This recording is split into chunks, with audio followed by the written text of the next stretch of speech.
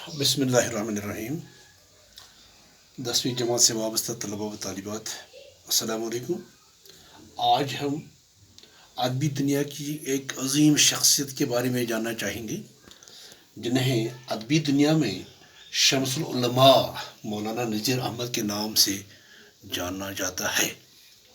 آئیے ان کا تعارف کرائیں گے۔ اس کے دو حصے ہم بنائیں گے یہاں پہ، ایک ان کی حیاتی زندگی اور ایک ان کے ادبی کارنامے۔ سب سے پہلی بات ہم یہ جاننے کی کوشش کریں کہ آپ 1833 میں ضلع بجنور میں پیدا ہوئی، ٹھیک ہے۔ آپ کی شخصیت جو تھی وہ پہلو دار تھی۔ پہلو دار لفظ کہتے ہیں جیسے انگریزی، جیسے ہم کرکٹ کی دنیا میں کہتے ہیں آل راؤنڈر۔ آپ ادبی دنیا میں آل راؤنڈر تھے۔ کیسے؟ یہ بھی جاننے کی کوشش کریں گے۔ عربی زبان، فارسی زبان پر ان کی بڑی قدرت تھی، کنٹرول تھا۔ اس کے بعد آپ ایک عالم دین بھی تھے، دین کے عالم بھی تھے۔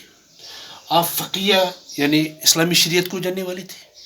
آپ ایک متکلم کے لینگوسٹ بھی آپ تھے۔ آپ مترجم قرآن، آپ نے قرآن مجید کا ترجمہ بھی کیا تھا۔ آپ نے قانونی کتابوں کا ترجمہ بھی کیا تھا۔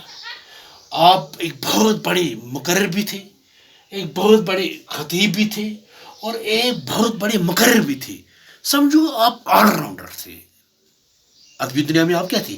آل راؤنڈر تھے۔ اسی لیے انہیں شمس العلماء کے نام سے، خطاب سے جانا جاتا ہے۔ تیسری بات، آپ اردو زبان کے پہلے ناول نگار مانے جاتے ہیں، ٹھیک۔ اس کے بعد ہم یہ بھی جانتے ہیں آپ کے بارے میں کہ 1854 میں تعلیم سے فارغ ہونے کے بعد آپ کو محکمہ تعلیم میں ملازمت ملی۔ یہی وہ موقع تھا، یہی وہ زمانہ تھا جب آپ کو انگریزی قانونی کتابیں پڑھنے کا موقع ملا، اور ان انگریزی کتابوں کو، قانونی کتابوں کو پڑھ کر ان کو اردو میں ترجمہ کرنے کا بھی آپ کو موقع ملا ایجوکیشن میں آنے کے بعد۔ اس کے بعد ہم یہ بھی دیکھتے ہیں کہ 1868 میں جب آپ جالون پہنچے، ٹھیک ہے، تو وہیں آپ کے ہاں 2 لڑکیاں اور ایک لڑکا پیدا ہوئے، یعنی آپ کی 3 بچے تھے، 2 لڑکیاں، 2 بچیاں اور ایک لڑکا، ٹھیک۔ اور اب بھی یہیں سے آپ کو ضرورت پڑی ہے کہ اپنے بچوں کو کوئی خاص کتاب پڑھائیں، تاکہ ایک نیا باب دنیا میں کتابوں کا کھل جائے۔ اور ہم یہ بھی دیکھتے ہیں کہ جب آپ نے انگریزی کتابوں کا، قانونی کتابوں کا ترجمہ کیا، تو حکومت نے انہیں محکمہ تعلیم سے نکال دیا۔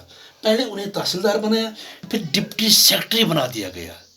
یہیں سے آپ کو کتابیں لکھنے کا ذوق پیدا ہوا۔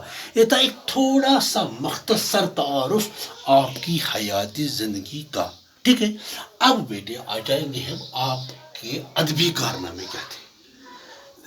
جیسا کہ میں نے آپ کو بتایا کہ اپنے خاص بچوں کو خاص تعلیم دینے کے لیے آپ نے ادھر ہر جگہ کتابیں، کوئی خاص کتاب ڈھونڈنے کی کوشش کی، پر انہیں وہ کتاب نہیں ملی جن کی یہ متمنی تھی۔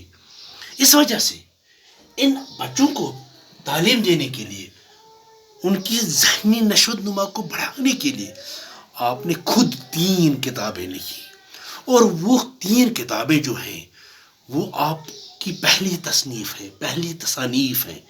2 آپ نے لڑکیوں کے لیے لکھی اور ایک آپ نے لڑکے کے لیے لکھی۔ وہ 2 کتابیں کون سے، 3 کتابیں کون سے ہیں؟ ایک کا نام ہے میرۃ العروس، ٹھیک ہے۔ دوسرے کا نام ہے منتخب الحکایات، یہ 2 بچیوں کے لیے لکھی۔ اور لڑکے کے لیے جو کتاب آپ نے خود لکھی اس کا نام ہے چند بند، ٹھیک ہے۔ یہ کتابیں آپ نے اپنے بچوں کے لیے لکھی، بڑی محنت سے، بڑی شفقت سے، بڑی محنت سے آپ نے یہ کتابیں لکھی، تاکہ اپنے بچے کو تعلیم کا ایک نیا دروازہ اپنے بچوں کے لیے کھولے۔ ان کتابوں کو پڑھ کر ہی ہمیں آپ کی کردار نگاری،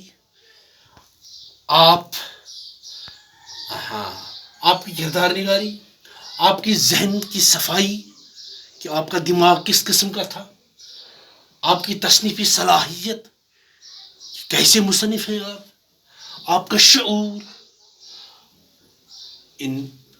ان چیزوں کا چیک اپ ہو جاتا ہے ہمیں تبھی جب ہم آپ کی تصنیف کو پڑھتے ہیں۔ تو خیر،